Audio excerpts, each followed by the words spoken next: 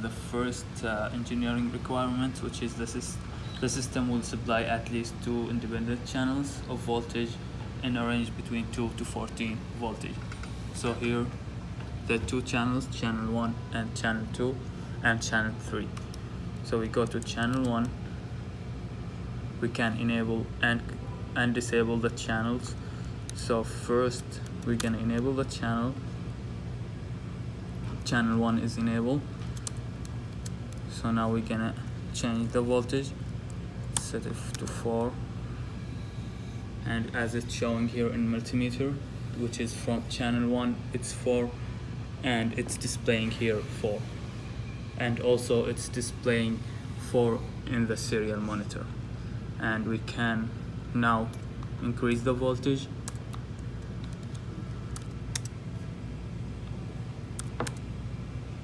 to 10, for example.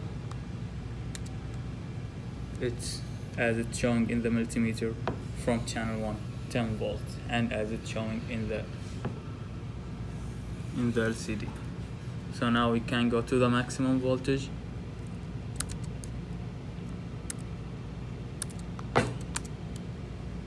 as it's showing about the maximum voltage. Now we can.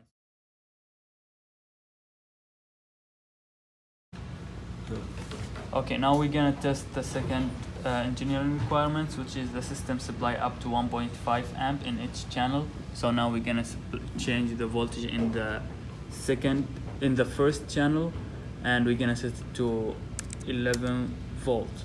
When it's in 11 volts, the current is what we're getting is 0.08 amp, which is almost to 0.1. And when we calculate the current, it's getting 0.1, which is almost the same.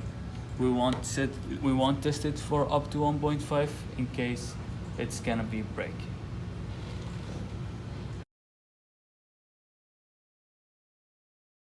For the custom requirement of the power supply being safe, so we have standard US plugins here in the back with the 1 amp fuse if 1 amp is drawn from the wall, and also inside the power supply we have relays to detect whether 1.5 amps are being outputted through the channels. Here in our code we have those conditions if it were to ever arise, and this deems the power supply safe.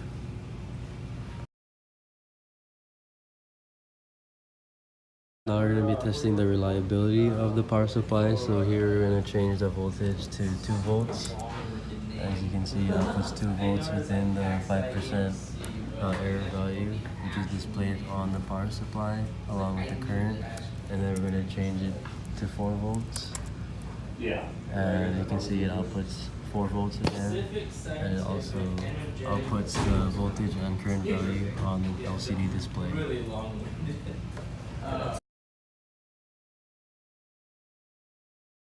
Okay, now we're testing the engineering requirements. The system must be programmable over the SCBI protocol, which what I'm gonna test now.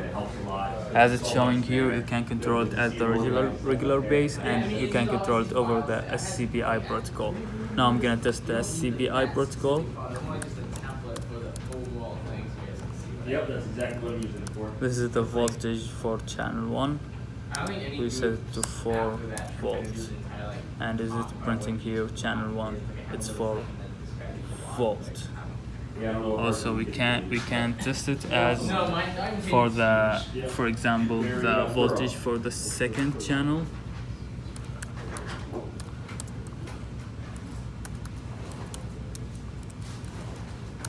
This is the voltage for the second channel. We can set it to 8 volt, for example. Oh wait, oh it's okay. So just go to SCBI, go to channel, it's volt to 8 volt, yeah, and it's working.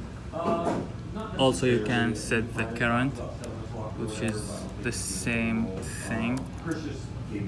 we go to a CPI protocol, then channel, then current for 1 or 2, both works, set to 1 amp, and it's gonna display it's 1 amp. That's it.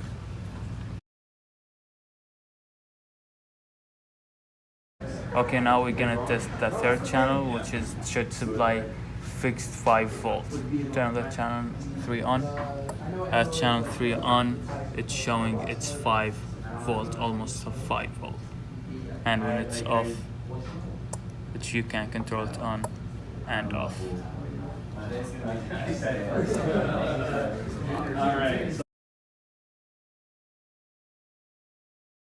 Engineering requirements, the touch screen, and as it's here, we said we can change the 3 channels to on and off, all of them. We tried to make a power supply for our microcontroller. So if channel 1 on, the voltage supply as showing in the touchscreen 2, and it's showing in the current in the voltmeter 2, almost 2. As we going up, increase by 1. Here is 3 and here 3, and we can still go up to 14 volts.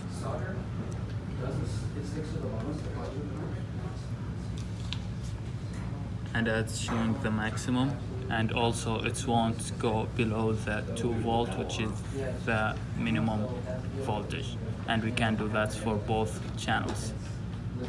So now channel 2 is, yeah, as it's showing in channel 2 is 4 volts, but it's not connected to the voltmeter, but it's gonna be the same thing.